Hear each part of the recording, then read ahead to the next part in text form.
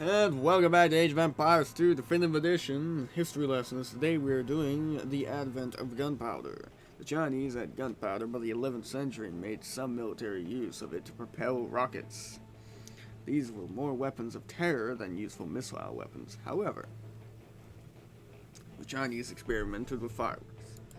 They did not realize the potential of gunpowder as an explosive or propellant for missile weapons.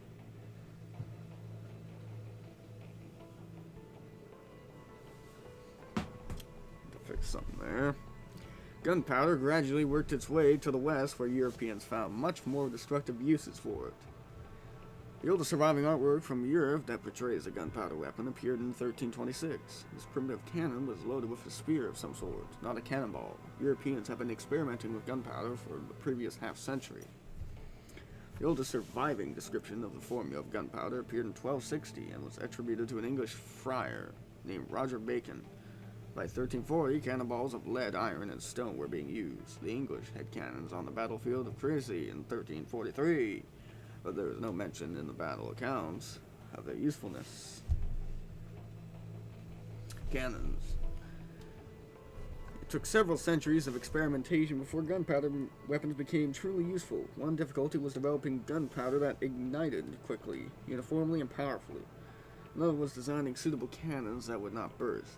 Poor manufacturing techniques plagued early cannons, and it was almost as dangerous to serve them as it shot at them. King James II of Scotland, for example, was killed by an exploding cannon in 1460. Rest in peace, King James II. Cannon and gunpowder technologies were sufficiently advanced by the middle and 15th century that they were recognized as important weapons.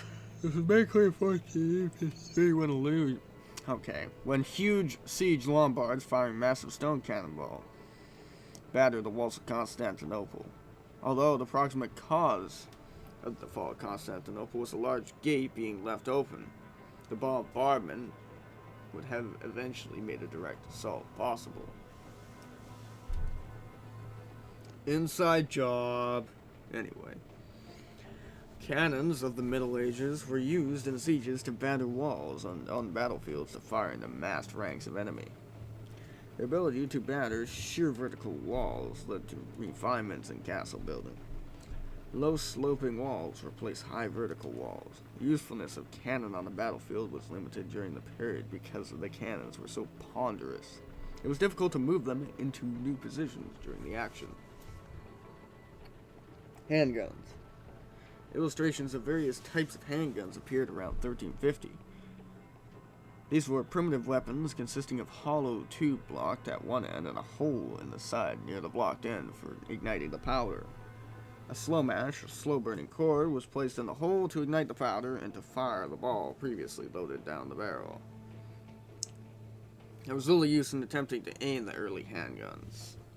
They were effective only when fired in volleys by many men at mass targets. By 1450, handguns were used by the most advanced European armies.